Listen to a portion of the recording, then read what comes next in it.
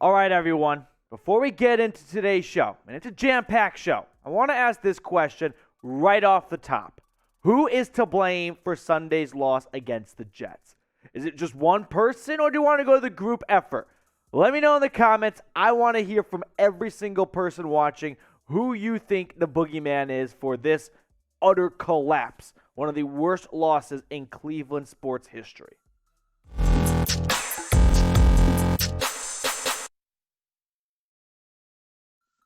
Welcome into the 1-1 Cleveland Browns report. Matthew Peterson here, trying to put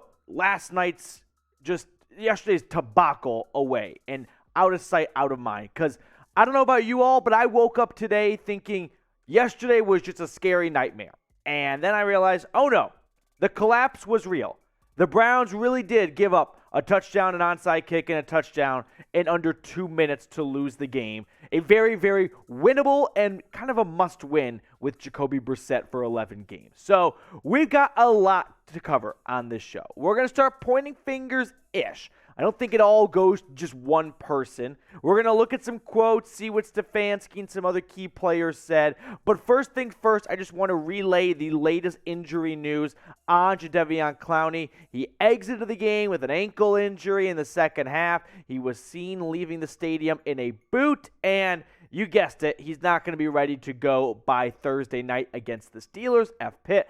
But on a short week, no Clowney, no Winovich, and no Jesse James for Thursday night at home against the Steelers. Let's get into the blame game, because that's what everyone wants to do, right? I think everyone is looking for someone to pass responsibility off for this absolute blunder and collapse so that they can try and justify it and then diagnose the problem. So number 3. I'm going to go 3, 2, 1. Nick Chubb, kind of. A lot of people are blaming Nick Chubb because had he gone down instead of scoring a touchdown at the end of the game, the Browns would have been able to run out the clock. Hindsight's 2020. It's a little easy to say that right now, okay? Now, this is not the first time we have seen a Browns running back have a decision to make. Score a touchdown or go down at the 1-yard line and run the clock out. Dearness Johnson last year on Thursday Night Football, he made the right decision, right? He didn't look to pad his stats. And I'm not saying that's what Chubb was trying to do. I think he saw an opportunity to seal the game. He saw an end zone. My job's to run into it. And he just went muscle memory into the end zone. But Stefanski, the head coach, is going to take some responsibility. Here's what he said after the game.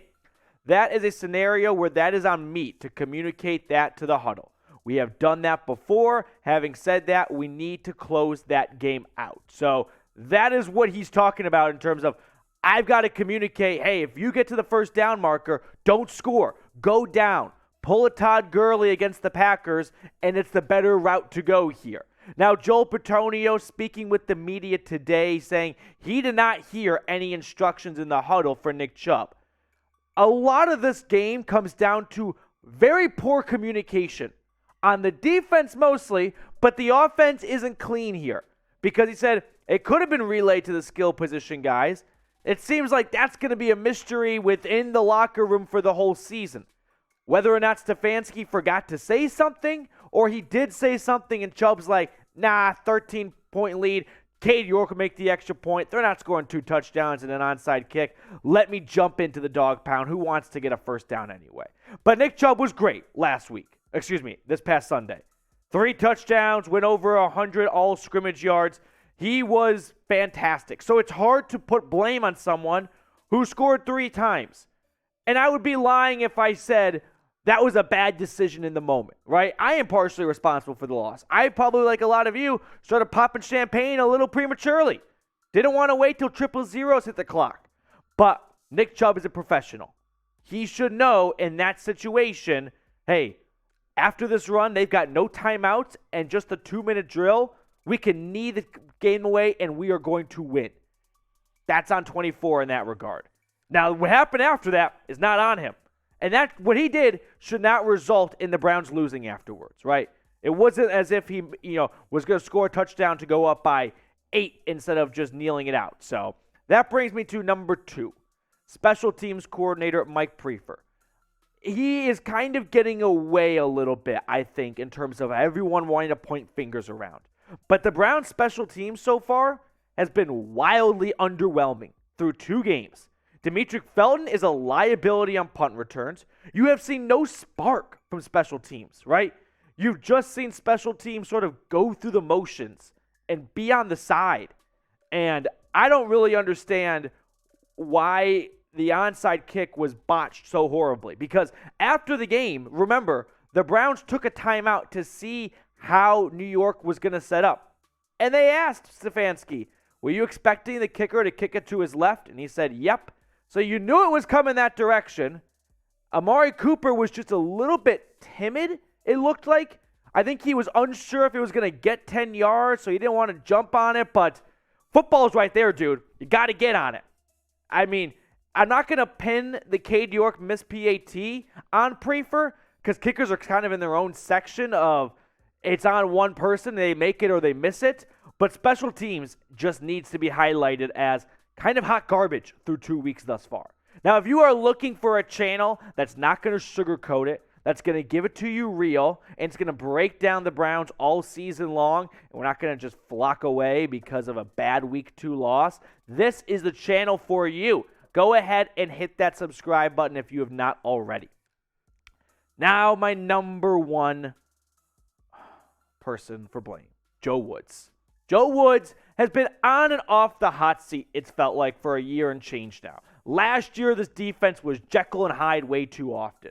They picked off Lamar Jackson 4 times, but then they let the Chargers run all over them, right? It was one good game, one bad game, back and forth. You can never really figure out if this defense was, frankly, elite, good, or great, whatever bracket you want to put it in. But the lack of communication, starting with Woods, has been embarrassing. John Johnson, one of the leaders on this defense after the game, when asked about how Corey Davis was wide open for a 66-yard touchdown, it was a bust. Not everyone was playing the same call. Excuse me? How? How in the final 2 minutes in week 2? It's one thing in week 1, right? Where teams are going to make some mistakes and they're going to correct that, early season issues. They'll snap into form. But week 2, 2 straight weeks of completely blown coverage, that's a problem. Now, here's what Cameron Justice tweeted out after Browns players speaking with the media today. Denzel Ward said it might be something they could try having the same guy wear the green dot on defense rather than having it interchange with rotating players in terms of improving communication. So the green dot is the guy who's going to make the call. He's going to relay the call from Joe Woods. Yeah, probably a good idea to have a little bit of continuity at a very important position. Anthony Walker took some ownership, which I am happy to see a lot of players have been taking some responsibility and not just trying to pass it off. Because at the end, it's not all on just one individual. This was a collective collapse. But the defense's horrible communication in the final minutes of the game through 2 weeks is very concerning that if Baker Mayfield and Joe Flacco are doing this, imagine what happens when it's Tom Brady, Joe Burrow, Lamar Jackson, Josh Allen. Those guys are coming up soon. Cannot have it. Let's talk about Denzel Ward. He has been under the microscope. He has not had a good start to the season. No other way to put it. This guy, John, tweeted out, Denzel Ward gave up over 100 yards in the game for the first time in his career. NFL and back to his days at Ohio State. Denzel Ward quote tweeted it, LOL, I was only targeted 1 time yesterday. A lot of fake news out there. People don't know what they don't know. And I think Denzel Ward has a little bit of truth to, here as fans and as media members, we don't know what the coverage is, right? We don't know what the play call is necessarily. If it's basic, cover 2, you can diagnose that. But teams like to throw different stunts and different looks and different packages. In the final 2 minutes, you're probably just going to play cover 3, right? You just want to make sure the ball stays in front of you. Now, Denzel Ward speaking with the media today, I'm happy that he took some responsibility in this. He was asked about the Corey Davis touchdown, and he said it wasn't my coverage on the 66-yarder to Corey Davis, but he'll take the blame for it. So a little bit of, it's not my fault, but I'll take responsibility. If it's not your fault, then don't take responsibility, right? What he's basically saying is it was cover 3, which means That's on Grant Delpit after me. I kind of pass him along, right? Grant Delpit clearly was just blown coverage, and he has been a liability in pass coverage through 2 games. Been good in run stopping, but in pass coverage, he's been a train wreck so far. So Ward kind of going half in, half out of, it's not my fault, wasn't my coverage, but I'll take responsibility. Like, all right, I see what you're doing here. You're just kind of owning up to something that's not your fault, but you're very clearly saying it's not my fault anyway.